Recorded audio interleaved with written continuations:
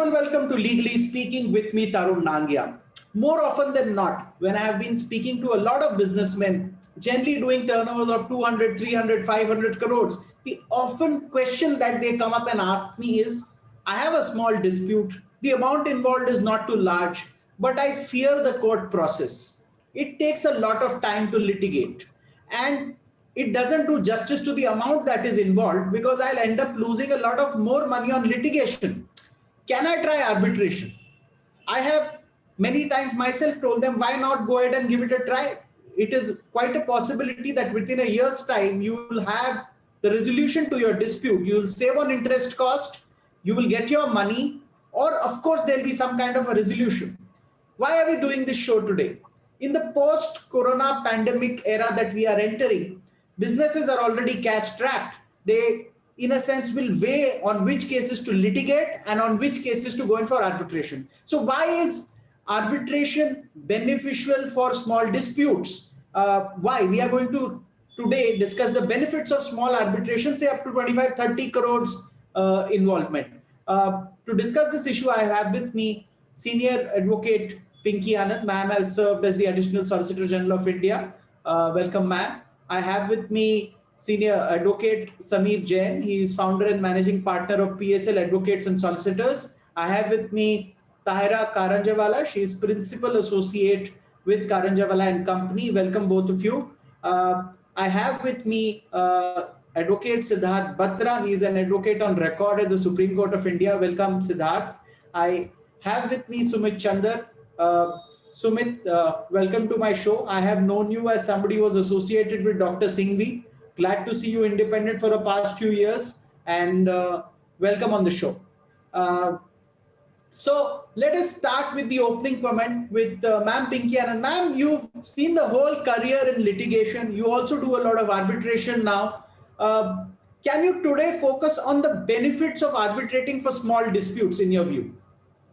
See, you're right. When we've seen this whole process of litigation, and since 1996 approximately, we have started seeing the onset of ODR, as it is now called. The question of why it's something which is desirable or effective, I think that's a very important one, because what people want is, they want least, if possible, human intervention, because human intervention at times has its own protraction in terms of time and energies, aside from, of course, cost. So each of these features is what plays itself into the effectiveness or efficacy of arbitration as a whole in first instance. Now, while we talk about arbitration, when you have arbitration on its regular surface, it has some of the similar ingredients as that of litigation. Though it is much more efficient, no doubt, but at the same time, you still have litigation concepts built into it. For example, the cost factor, for example, the time factor, which is lesser than litigation, but yet there. So the idea of having some kind of speedy remedy is what everybody is looking for. Today, nobody wants to dispute or contest if possible. Of course, aside from a few select few who still want to go into litigation at whatever cost it is. So you want it to be disposed of, effectuated as an eventuality and finality, and then put a closure to it and get on with your business, because the corporate world is so fast spinning that you don't have the time to actually devote to such kind of disputes. So that is why the onset of something like ODR, which is what we are talking about today, online dispute resolution, which has a kind of interface with internet and online, and you have basically a small series. I don't want to go into details. I'm sure some of my younger colleagues will put into that. But you basically have a system of procedures put into place which effectuates the dispute coming to the surface and it being decided without, as such, alternative even intervention. And I think that is what the effectiveness of the system is, because then, for example, one of the first dispute resolution, the virtual magistrates, was about in 12 days. Of course, that was over speedy, but nonetheless, it was speedy. So you're talking about that process which you want so that you can put it on the surface out of the way and get on with your corporate world, which can lead to benefit for the economy as well as for the global world, and generate income and employment for yourself as well as for the other companies. There are a number of processes of this online mediation, but we'll talk about it later. Okay, thanks for these inputs. I'll go to Sameer Jain. Sameer, your opening input on the benefits of arbitration while engaged if you have a small dispute. Well, Tarun, there are many benefits of arbitration, and not only in smaller disputes, but since we're talking about smaller disputes. One is time and cost. With the new amendments, the arbitration has to end finish within 12 months with an extendable 6-month time limit. In very limited cases, do people approach the court. This has completely changed the paradigm of arbitration, wherein earlier it used to take 3, 5, 6, 7 years. Now it has to end within a time-bound manner. When I say cost, it's a fallacy which a lot of people think that litigation is not more expensive while arbitration is very expensive. It is only because you end up paying the fee for the arbitrator and the arbitral process at the beginning. But if you were to calculate the amount you spend in the whole life cycle of a litigation vis-a-vis the amount you spend in the arbitration as a whole, it is certainly more economical. And also, time cost is something which you do not really fathom when we are discussing cost in arbitration. Also, arbitration now has become extremely independent. It's not the same as it was earlier, pre-2019, when parties had the option of appointing their own arbitrator. Now, with the Perkins judgment, every arbitrator has to be independent in a sole arbitrator scenario. While in a 3 arbitral process, of course, everyone knows the procedure it is. So I think it is robust, it is less expensive, and it is independent. And parties have the choice to, arbitrate wherever they want. Now, the Supreme Court has said 2 Indian parties can also choose a foreign seat to arbitrate. So if you were to go to Singapore or Hong Kong and arbitrate your dispute with an Indian party, you very well can go. So there are many advantages, but at the top of my head, these are some which stand out. Okay, point very well taken. I'll go to Tahira Karanjawala. Now, Tahira, you are part of a very large litigation law firm. You also have an arbitration practice at the firm. How do you decide, in a sense, who to advise to go in for what? And what do you see the future in terms of the business of small arbitration in India? Thanks, Tarun. So Tarun, for me, honestly, it's a no-brainer. Both for big as well as small disputes, I would advise parties entering into a commercial transaction to go in for arbitration. There are various advantages. Samir has mentioned some of them. So for me, largely the advantages are, broadly speaking, twofold. Firstly, there is a lot of procedural flexibility when it comes to an arbitration. The CPC and the Evidence Act, which bind regular court proceedings, are not applicable strictly to arbitrations. Parties can tailor procedure according to their own requirements. They can choose a particular language in which the dispute is to be resolved. They can choose the venue where hearings are to be held. Of course, everything is online now, but that is also very helpful. In fact, parties can even choose that an entire dispute is going to be resolved only by reference to pleadings and documents, without referring to without leading oral evidence or resorting to oral arguments at all. The new amendments in the Arbitration Act also give you the option to go for a fast-track arbitration, which allow you to finish the entire process within 6 months by this process of only adjudicating the disputes on the basis of written documentation. So there is a lot of procedural flexibility. You can even choose the seat. So you can decide in advance which court you would prefer any court-related proceedings to be adjudicated in. And recently, the Supreme Court has clarified that giving exclusivity to a particular court is possible for 2 Indian parties, and another court will not have concurrent jurisdiction, even if a part of the cause of action arises. So these are all the procedural, flexibilities that are available in arbitration. The second major reason for me is that it is a relatively quicker process. As Pinky ma'am said, of course, arbitration can also, take time, but because our system is such in the regular courts that a regular suit is subject to multiple layers of appeal. Firstly, after you file a suit, there's a trial that itself can, conservatively speaking, go on for 5 to 7 years. Then there is a full appeal on facts and law. Then there is a second appeal on substantial questions of law. In contrast, in arbitration, the interference in an arbitral award is much more limited. So once your arbitration is over, and as Samir said, within 1 year. Now the recent amendments mandate that it be completed within 1 year after completion of pleadings.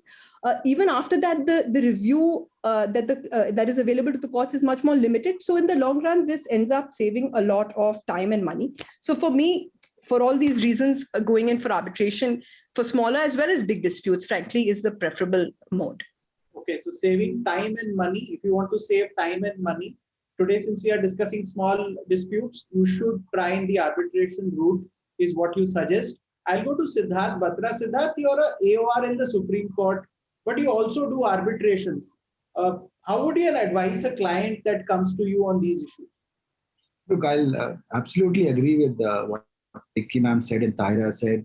And it's a completely different procedure, the arbitration, but I believe this is the way forward, if you ask me. And I think from 2015, we saw a game changer. The moment amendment came and the arbitral award had to be announced within 1 year. That was the time what brought the change. Taking a cue from what Tahira said about the procedure which can be followed. Look, we have section 19.3 now. Section 19.3 says that the arbitrable tribunal can itself decide the procedure that has to be followed. Today, because of the pandemic, everything is happening online through video conferencing, all the online hearings. And if both the parties do not consent, one party consents in an arbitration for virtual hearings, then arbitration tribunal can also say, okay, the procedure to be followed will be virtual. I had one experience during this pandemic that I cross-examined a witness sitting in Siliguri from Delhi. It was an arbitration tribunal consisting of 3 retired Supreme Court judges. And if you ask me, that was a completely different experience. And in one of the cases for a cross-examination, one of the parties to the arbitration tribunal sent their own person to the house of the person who had to be cross-examined. So therefore, the Pinky ma'am would agree with me that to have the sanctity of a cross-examination, there can be ways. Because the thing is, what we may not see in an arbitration for virtual hearings, what may happen tomorrow is that the witness may be tutored on, that may be the insecurity in the mind of a client. But that can also be done away with. So I believe this is the way it holds a lot of future. And if you see otherwise also, like one of the speakers said, it brings a finality, if you ask me. Once the arbitration award is given, after that, in section 34, it's not like an appeal. It is not to be argued as if something has to be argued on merits. We have something which is very narrow. Ultimately, it brings finality. And therefore, I say that within a specific time frame, a dispute can be decided. And that will be a boom, I believe, for a small industry as well, I mean, for a small businessman. And basically, it has to be in a commercial dispute, if you ask me. And that brings if you ask me, the technical domain as well. Some disputes, a normal judge may not be able to understand. We as lawyers also at times, there are so many technical terms. Suppose there's an engineering contract, right? I am not aware about what exactly goes in when the construction was taking place. So the arbitrator who's well versed with that, right, is the best person to decide it, which we may not have. And like what Tahira said, I mean, even now we have a provision for the emergency arbitrators, which in case of any emergent relief, right, there can be a provision in the agreement. Without even going to the court, that there can be an emergency tribunal which can decide upon any emergent, very, very urgent situation can be decided. And thereafter, the main tribunal can take over. And recently, there was a judgment of in the case of Amazon as well, where Justice Midha, before in the Delhi High Court, said emergency tribunal has been held to be valid. So I believe in all, this is the way forward. And I will really recommend for all disputes, maybe less than 25 crore rupees should be referred. There should be arbitration clause in the agreement. Point well taken, Siddharth. I remember I was once told an anecdote about a sniff and tell arbitration where there was a dispute on the quality of rice supplied, and they had to get an expert who had to sniff the rice and tell if the quality was indeed the one which was committed to be supplied in the contract. But moving ahead, I'll go to Sumit. Sumit, there are questions of people with really low budget who want to arbitrate. Can they insist on an online-only arbitration? They don't want to spend money on booking a hotel or a venue. If they insist on an online-only arbitration because that saves money, is that possible today? Very much, Tarun. This possibility is what makes arbitration another one of the reasons why people should prefer arbitration, especially for cases where they wish to save some cost. Of course, it's depends as to on the parties and the arbitrator. They can discuss with the arbitrator and fix up an online arbitration. Like Pinky ma'am had also suggested, ODR is a very upcoming thing, online dispute resolution. Now, not only this, when we talk about cost cutting, see, there is the Arbitration Act itself provides in the fourth schedule a certain fixed rule for the payment of the fees. Of course, it's not a binding in nature, but it gives a reasonable explanation to what the fees should be. And that fees starting from 45,000 rupees has a cap to a maximum of 30 lakh rupees, depending, of course, on the size of the dispute involved. So the law has taken well care that arbitration to keep it less expensive and convenient for people. And like Siddharth had said, see, one major advantage, and I agree with Siddharth there, that where there is a specific kind of an arbitration or a dispute involved, where it is engineering related or some kind of a technical construction related or any technical aspect, where the judges per se may know the law, but they may not know a specific technicality of that kind of a dispute, which a person from that field may know. Now, appointing an arbitrator who is well versed with those technicalities will obviously make the arbitration faster, as the judge would be able to, the arbitrator would be able to understand it better, and his decision would be based on those understanding of the very technical nature of that dispute. Point very well. Yes. Sorry. No, I'll just conclude by saying that for these are just some of the reasons. Of course, the other reasons have been elaborated by the other speakers, but definitely arbitration is the way forward, and definitely it's a choice which everybody in a commercial dispute where arbitration is a clause in the agreement should take arbitration as the way forward rather than going for litigation in the courts. I'll go to Pinky ma'am. Ma'am, I want to know from you. You also undertake a lot of arbitration on small disputes. Can you share with us that is the cost flexible? Because many a times you want a great arbitrator, but you really don't have the budget. Do you think that can be negotiated? Is that possible today? See, there are two parts of this costing factor. You have institutional arbitration and you have ad hoc arbitrations. Yes. What happens is, of course, I mean, the question is, when you set up the institutional arbitrations, they are by and large going on the basis of the fourth schedule to the Arbitration Act, yes, and therefore keeping to the limitation. I'm not saying it is absolutely stricto sensu fixed, but broadly it is undertaken on that basis of Schedule 4, which is reasonable to say the least. So therefore that is covered.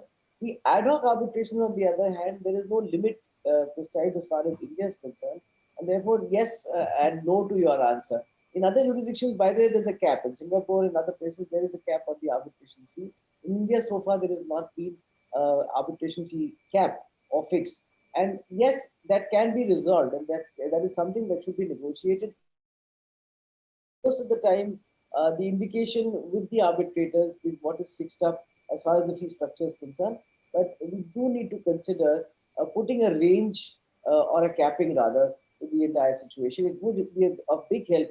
Also, Tarun, you must notice one thing. I mean, most of the, let us say, the statutory authorities or the PSUs, of course, even in some of the government, you have also the bilateral investment people, so you have large platforms.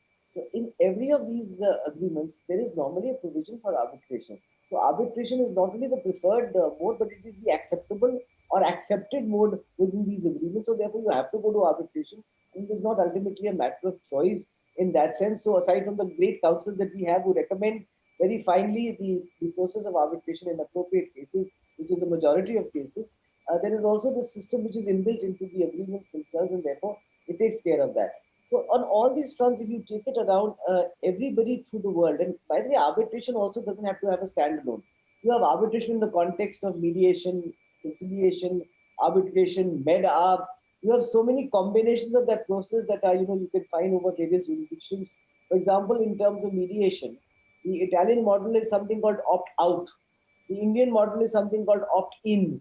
So therefore, you to opt to come into the system. The Italian model is being touted as a very apt model because there you have to opt out. That means you go in.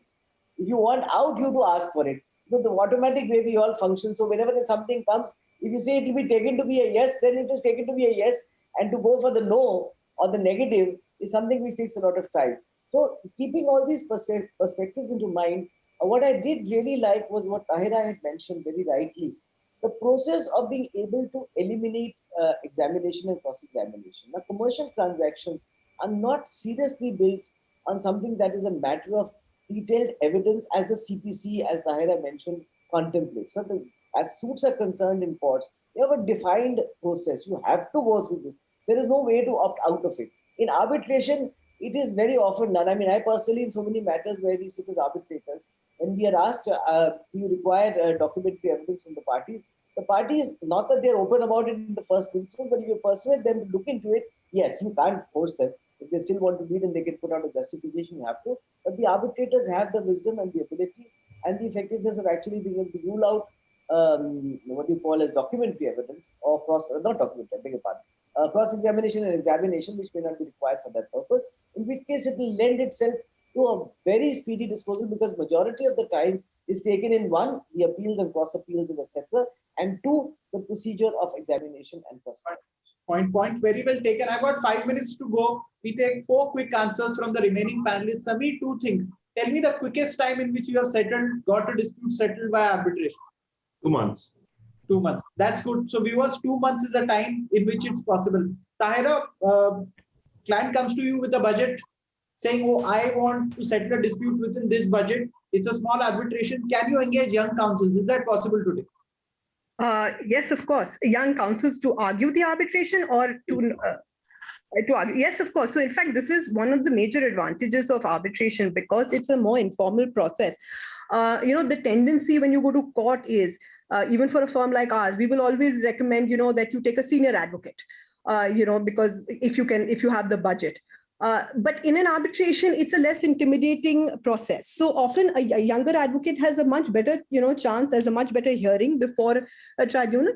So, I mean, regularly, in fact, you have situations where clients opt for going, for younger counsel to argue the arbitration instead of a senior counsel. Also because the senior counsel are busy in court. So arbitration hearings are often scheduled in the mornings. So it's difficult for, seniors to leave their court unless it's a very big matter and come to the arbitration. So often, it is a preferred mode to go to a younger counsel. And just one very quick addition to what Tahira said, younger counsels, you can also make arbitrators. And I think people need to understand, while there are brilliant judges who act as arbitrators, that's not the end of it. There are counsels, there are senior counsels, that you can even opt for a GC or a technocrat to become an arbitrator. So you have complete leeway there. Okay. So, Mr. Batra, technocrats and arbitrators, do you see that happening, as Sameer says? Absolutely. Otherwise, what Sameer has pointed out, young advocates also know. A 24 or 20 or 23-year-old person can be a judge, a civil judge. So why not an arbitrator as well? And I agree with Tahira. It gives a lot of opportunity for youngsters as well. As that intimidation, that fear that you have in going to a court where it's all completely time-bound, it's more casual when it comes to arbitration. So I agree with what he was saying. Point very clear. Sumit, what's the future of small arbitration for small disputes in your view? It's a very upcoming field. It's a place where every small or big organizations are going to opt for. I think arbitration is the way forward. And yes, definitely everybody should opt for it. Okay. Point very well taken. You see, this is the first episode we have done in our series of arbitration for small disputes. This is not the last. Enforcement of arbitral awards and what are the problems therein, how to avoid that pitfall by negotiating with the person you are entering into arbitration with, that in the end we shouldn't land up in court after arbitrating. We will discuss that in the upcoming episode. But I'd like to thank Senior Advocate Pinky Anand, Advocate Sameer Jain, Founder Managing Partner PSL Advocates and Solicitors, Tahira Karanjawala, Principal Associate, Karanjawala and Company, Siddharth Batra, Advocate on Record, Supreme Court, Advocate Sumit Chandra. Thank you all of you for sparing time and joining at a short notice.